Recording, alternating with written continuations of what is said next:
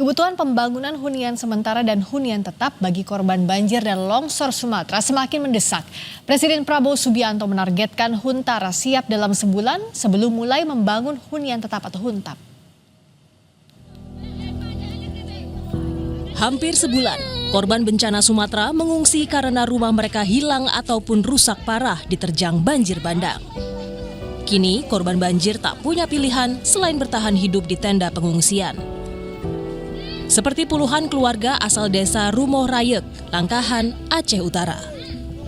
Di pengungsian Dusun Bolamas ini, warga mendirikan tenda terpal secara mandiri sebagai tempat berteduh sambil menanti kepastian kapan mereka bisa kembali memiliki rumah. Dan apa yang sangat dibutuhkan untuk para pengungsi di sini, yaitu fasilitas tempat tinggal, karena mereka memang tidak ada tempat tinggal. Dan juga hari ini, kondisi di lapangan ini, MCK tidak ada. Dan juga kita sumber air bersih harus diambil dari luar di bawah. Tidak ada sumber air yang bisa di tempat.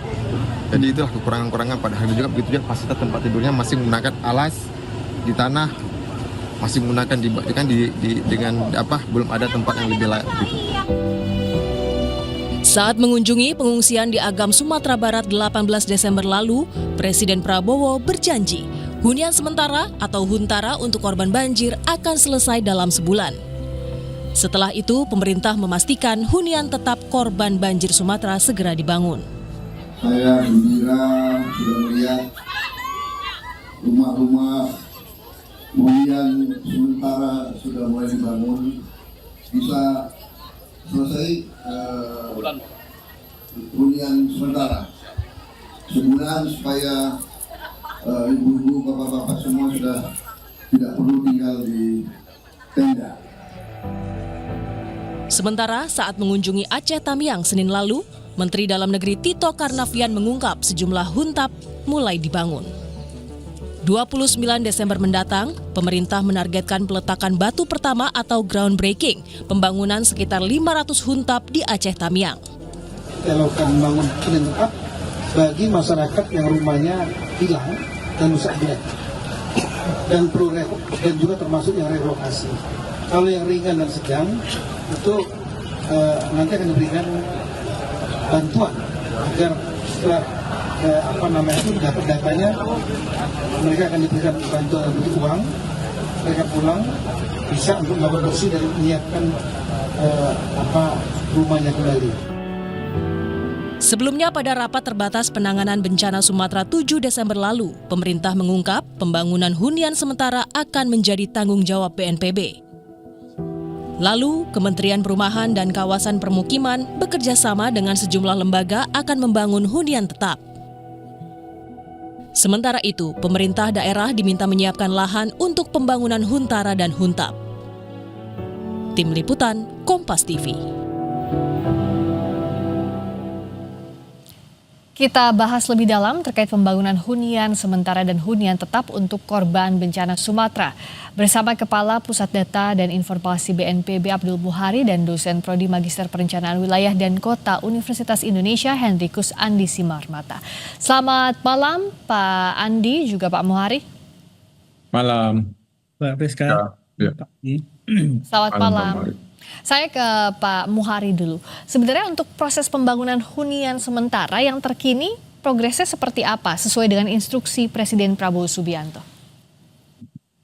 Ya, untuk progres pembangunan hunian sementara yang saat ini sudah berjalan, ini untuk Sumatera Barat itu sudah di 6 kabupaten kota, pesisir selatan 50 kota, Padang Pariaman, Tanah Datar, Kabupaten Agam, dan Kota Padang. Nah ini hampir semuanya ini sudah mulai bangunan fisik, mulai dari pengecoran lantai dan lain-lain. Ada beberapa step sebelumnya untuk sumut itu juga sudah mulai di Sibolga, Tapanuli Selatan, dan Tapanuli Utara. Aceh itu Aceh Utara, Aceh Tengah, Bandar Meriah, PD Jaya, Gayo Lues, dan PD. Ada beberapa tahapan Mbak Friska. Pertama tentu saja kita pastikan bahwa lahan hunian sementara dan nantinya juga lahan hunian tetap itu tidak berada di kawasan yang terdampak saat ini maupun yang berpotensi terdampak di masa depan. untuk yang terdampak saat ini kita juga didukung oleh BRIN sudah melakukan analisis citra satelit kawasan yang terdampak saat ini seluruh provinsi Sumbar, Sumut, dan Aceh sehingga kita mengoverlay titik-titik yang diusulkan oleh pemerintah daerah. Kemudian jika memang titik di luar kawasan terdampak saat ini, kita juga menambah rekomendasi dari Badan Geologi dan BMKG terkait dengan potensi bencana geohidrologi. Nantinya apakah kawasan Ya. ini aman atau tidak. Nah, ketika ini sudah ada dan ini juga tidak memerlukan waktu lama karena masing-masing BMKG dan Badan Geologi juga sudah punya data untuk itu. Kami menerima rekomendasi kalau itu sudah bisa, artinya sesuai peruntukan lahannya nanti tidak merupakan lahan yang terdampak saat ini dan tidak berpotensi terdampak di masa depan. Nah, Ya. ini yang sudah kita mulai di beberapa kabupaten kota itu. Ya, Pak Muhari, saya izin tanya dulu. Karena Pak Presiden kan bilang targetnya ini 1 bulan. Nah, 1 bulan ini berapa yang bisa dijanjikan untuk dibangun Huntara? Ini kita harapkan seluruh kabupaten kota yang memang membutuhkan nantinya hunian sementara ini karena tidak semua kabupaten kota terdampak ini akan membutuhkan hunian sementara. Ya. Ada beberapa kabupaten kota yang tidak ada pengungsi, maka itu tidak akan memerlukan hunian sementara atau hunian tetap. Ya. Nah, untuk kabupaten kota yang memang kawasan terdampaknya warganya banyak mengalami kerusakan rumah, khususnya rumah rusak berat dan rumah hanyut sama sekali. Nah, ini yang kita harapkan di akhir Desember ini semua kabupaten kota yang terdampak yang memang memerlukan hunian sementara dan hunian tetap itu sudah mulai melakukan pembangunan Huntara. Dan ini tentu saja tidak kita lepas. BNPB sudah melakukan pendampingan karena ada kajian R3P namanya, Rencana Pembangunan dan Pemulihan Kawasan Pasca Bencana. Nah, di sini ada kajian mitigasi, kemudian kesesuaian lahan, status lahan di ATR BPN, dan seterusnya. Dan ini sudah berlangsung. Besok juga Kepala BNPB akan memimpin rapat besar 3 provinsi, gubernur dan bupati wali kota, untuk memastikan inisiasi lahan dan berapa jumlah warga calon penerima manfaat. Nah, ini juga harus karena berkaitan dengan jumlah unit yang akan kita bangun nanti. Ya, jadi jumlah ini masih didata lebih lanjut. Nah, Pak Andi, sambil mendata pemerintah lewat BNPB, sebenarnya untuk menentukan mana atau berapa yang layak diberikan Huntara, mana yang misalnya rumah rusak yang masih bisa dibangun kembali, itu bagaimana langkah yang harus cermat betul dihitung pemerintah? Ya, jadi tadi seperti yang disampaikan Bapak dari BNPB, pendataan itu memang menjadi penting ya. Jadi kita melihat dari jumlah pengungsi dan juga dari kerusakan rumahnya. Tetapi yang mungkin perlu disampaikan ke BNPB adalah informasi tentang penilaian kerusakan lingkungan yang mungkin dilakukan oleh Kementerian Lingkungan Hidup ya.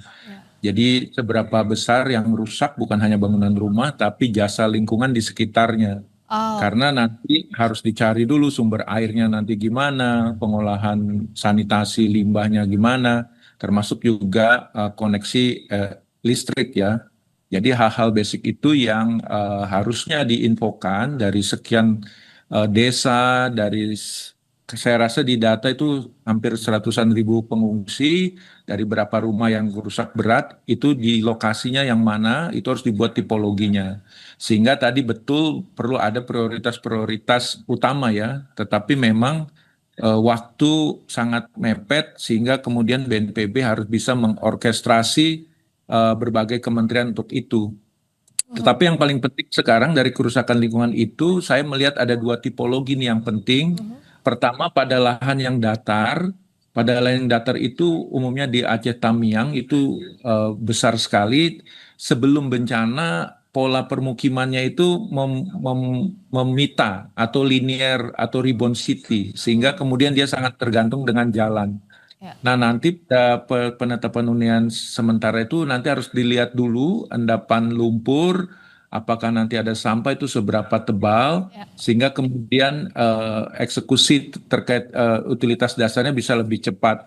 termasuk juga penggunaan material rumahnya, apakah Ya. menggunakan tenda saja atau nanti menggunakan knockdown atau bahan-bahan yang ada di situ ya.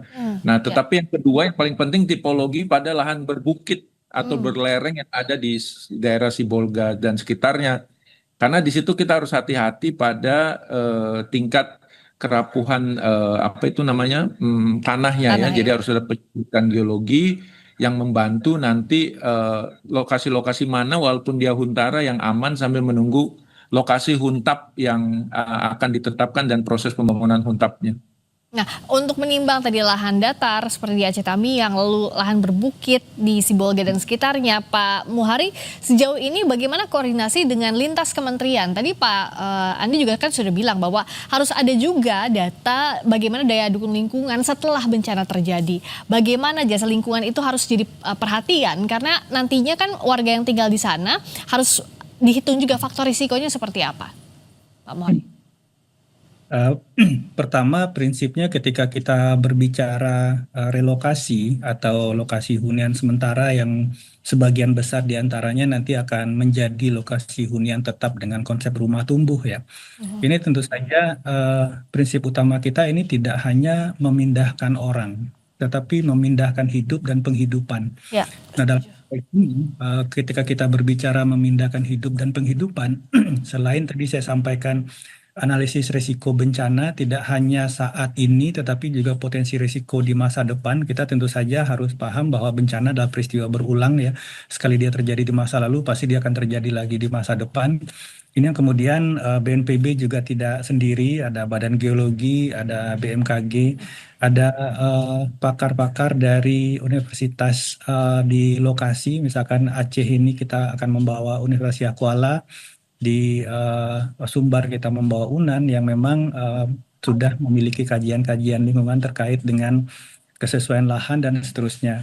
Jadi tahapan ini tidak kita lewati, tentu saja tadi masukan yang sangat baik dari Pak Andi dan kita catat dan kita perhatikan. Tetapi ini memang menjadi konsen kita sehingga benar-benar saudara-saudara kita yang nantinya pindah ke tempat baru terkait dengan Fasum, Fasos, Faskes, Fasdik dan seterusnya, terutama kebutuhan dasar ya, air dan listrik dan seterusnya terutama, dan juga alat berkomuter nantinya. Tempat dia bekerja awalnya di tempat lahan terdampak, kemudian ada berjarak mungkin 5 kilo, 10 kilo ke lahan baru, ini juga akan kita pikirkan. Ada contoh yang bagus, relokasi kawasan pasca erupsi Semeru tahun 2021 yang juga kita hadapi dengan Fasum, Fasos, Faskes dan seterusnya. Jadi ini sudah merupakan SOP tahapan-tahapan yang akan kita lakukan, Mbak Priska. Seperti yang Pak Muhari tadi bilang, tidak hanya memindahkan orang berapa jumlahnya, tapi juga memindahkan hidup dan juga penghidupan. 1 bulan ini apa yang bisa dilakukan secara cepat, Pak Andi? Kita bahas usai jeda di Sapa Indonesia Malam. Kami segera kembali.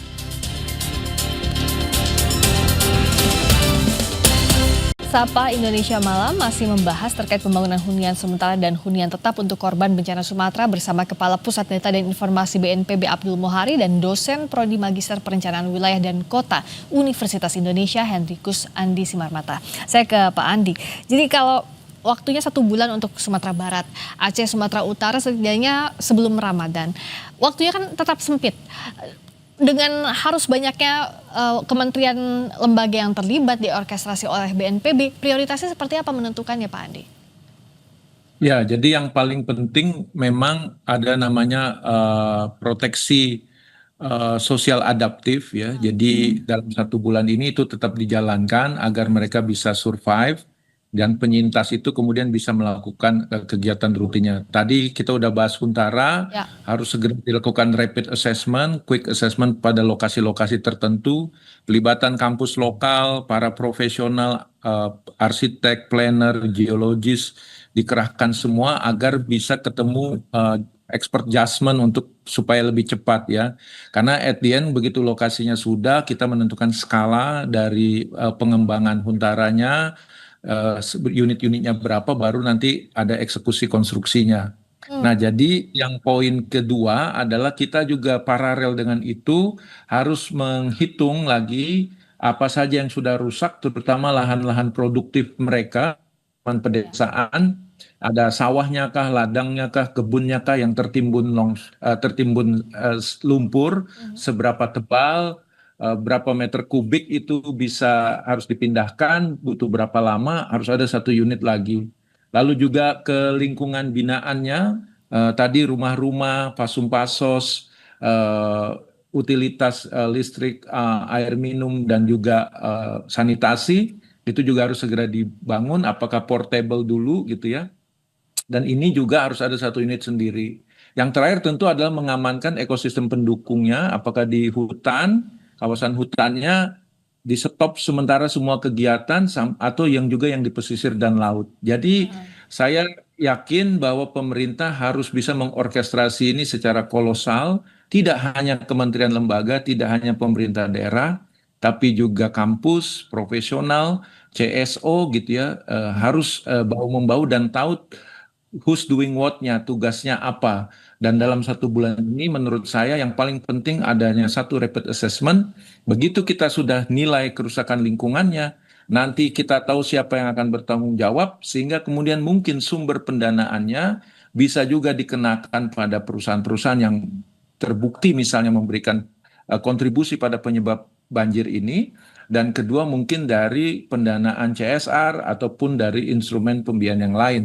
Ya. Karena tidak bisa hanya menunggu atau menggantungkan harapan pada anggaran pemerintah semata. Karena pasti tidak akan cukup ya kalau menggantungkan pada anggaran milik pemerintah, tapi harus holistik tadi dari berbagai sumber. Nah Pak Muhari bicara soal ini, apakah rapid assessment ini bisa dilakukan tidak hanya dari segi birokrasi saja, tapi melibatkan profesional seperti yang disampaikan Mas Andi tadi? Ya, saat ini untuk lintas kementerian ini sudah berjalan, baik itu dikoordinasikan oleh Menko Infrastruktur untuk pembangunan kawasan dan juga Menko PMK terkait aspek sosial dan lain-lain. Ini terus berjalan dan sejauh ini koordinasi ini sangat dinamis, sangat harmonis karena dipantau langsung oleh Bapak Presiden. Ada satu WhatsApp group yang langsung melaporkan setiap malam kepada Bapak Presiden progres harian dari setiap aspek, mulai dari pemulihan jalan, komunikasi, listrik, BBM hingga Huntara ini. Sehingga untuk harmonisasi pekerjaan dan sinergi lintas kementerian, kami rasa tidak ada kendala sejauh ini. Dan memang ini akan kita expand lagi, akan kita perluas. Jadi tidak hanya di lintas kementerian, tetapi tadi kami sampaikan bahwa ada pakar dari universitas setempat yang memang pastinya sudah sangat banyak kajian-kajian terkait risiko lingkungan dan seterusnya. Ini juga akan menjadi bagian penting dan ini kita mengupayakan memang waktu kita tidak panjang. Meskipun sebenarnya kalau berbicara rekonstruksi itu adalah lari maraton ya, akan sangat banyak aspek yang harus kita mengatur napas untuk tahapan-tahapan berikutnya. Tetapi ini ada basic lifeline yang memang harus kita kejar dulu. Rakyat ini, warga terdampak ini harus ada rumah dulu meskipun sementara, ada airnya, ada toiletnya sehingga privasi mereka mulai bisa terbangun kembali. Sehingga jelang Ramadan ini sendi-sendi dan norma-norma sosial ini sudah bisa berjalan. Artinya kalau ini aspek sosial sudah mulai berjalan, tentu saja ekonomi dan lain-lain itu juga bisa mengikuti, Mbak Rizka. Nah, dalam proses ini tadi Pak Muhari bilang juga banyak sekali aspeknya, banyak layer setelah ininya. Pak Andi, tapi kan juga yang harus dijaga bagaimana kondisi psikis dari warga yang terdampak bencana. Belum lagi misalnya pemerataan yang ini sudah dapat Huntara, yang ini belum dapat, akan semakin stres lagi. Apalagi bertahan di tengah pengungsian, di tengah kondisi seperti ini. Nah, bagaimana agar ini bisa jalannya berbarengan di berbagai daerah ini Pak Andi? Ya, jadi paling penting memang dashboard informasi tadi itu masyarakat harus bisa mengakses bagaimana day by day dari eksekusi pembangunan Huntara ini ya. Yang kedua memang yang perlu diperhatikan adalah bagaimana sebenarnya bantuan pemerintah ini tidak hanya masalah physical material tapi juga mentality ya. Jadi itu yang menurut saya kampus-kampus yang ada psikolog maupun juga CSO-CSO yang bergerak di situ harus segera dilibatkan.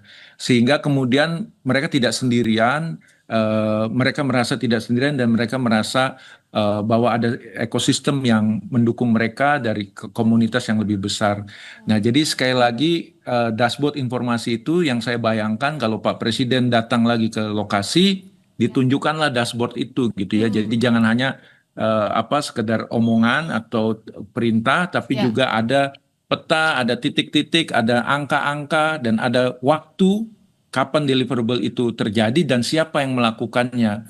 Karena dengan kepastian informasi ini akan meyakinkan semua pihak yang ada yang terkena dampak untuk bisa bangkit, build back better tadi yang seperti yang menjadi semboyan BNPB selama ini. Ya, Pak Muhari, tadi dashboardnya sudahkah disiapkan dengan data-data informasi yang memang akurat? Plus juga kalau bicara soal waktu, apakah ada target sementara ini dari pemerintah? Huntara itu selesainya kapan? Hunian tetap juga kapan? Timeline sementaranya? Ya, pertama untuk dashboard. Dashboard terpadu seluruh kegiatan data pengungsian terpilah dan peta operasi di lintas KL itu sudah tersedia di gisbnpb.go.id Bansor Sumatera. Itu semua data lintas kementerian kita compile di situ, mulai dari PU. PU ini memiliki targetan-targetan tanggal yang sudah spesifik kapan akan selesai di segmen jalan ini dan seterusnya. Oke. Kemkes juga memiliki target-target spesifik kapan Vaskes hingga Puskesmas akan mulai berjalan optimal dan seterusnya. Ya. Nah, ini tentu saja satu hal tadi kita akan memperhatikan masukannya Pak Andi terkait dengan nanti dashboard bersama untuk progres pembangunan utara ini. Jadi misalnya Sumatera Barat, kabupaten ini sudah tahapan apa, kemudian siapa yang mengerjakan di titik mana, karena kabupaten itu kadang-kadang ada 2 hingga 5 titik utara. Nanti Ya. kita akan, terima kasih Pak Andi, kita akan perhatikan dan kita akan masukkan itu dalam dashboard kita, sehingga benar-benar nanti masyarakat bisa melihat ini progres di tiap kabupaten kota itu seberapa, dan kalau ada keterlambatan, Ya. dan lain kendalanya apa, dan targetnya seperti apa. Oke. Termasuk target untuk Huntara dan Huntap juga timeline sementaranya ada gambaran kasarnya Pak Muhari? Ya, untuk Huntara itu sudah tadi saya sampaikan bahwa harapan Bapak Presiden itu di awal Ramadan itu Sudah harapan selesai. Ya. sudah selesai. Nah, kemudian untuk Huntap? hunian ini kita berbicara pemulihan kawasan. Jadi tidak Oke. hanya rumah. Misalkan saya ambil contoh Aceh Tamiang ini nantinya akan menjadi satu kota baru dengan jaringan drainase yang baru, sistem infrastruktur keairan yang baru dan seterusnya. Ini akan dijalankan secara bertahap, Mbak Friska. Targetan kita di awal ini tentu saja mulai dari 2026 hingga 2030 itu fondasi dasar seluruh daerah terdampak itu sudah mulai terlihat berbarengan dengan pembangunan hunian tetap di setiap kawasan. Satu kali lagi saya ingin sampaikan bahwa Singkat saja, untuk relokasi ini adalah memindahkan hidup dan penghidupan. Semua Baik. aspek akan dibangun ulang dan tentu saja dengan lebih baik. Ya, terima kasih. Tentu ini butuh kerja sama semua pihak, termasuk juga untuk jangka panjangnya, agar memindahkan hidup dan penghidupan bisa maksimal untuk warga yang terdampak bencana di Sumatera. Terima kasih Kepala Pusat Data dan Informasi BNPB Abdul Muhari dan dosen Prodi Magister Perencanaan Wilayah dan Kota Universitas Indonesia Hendrikus Andi Simarmata. Terima kasih, selamat malam Pak Andi, Pak Muhari. Malam Mbak Friska, selamat malam Pak Andi.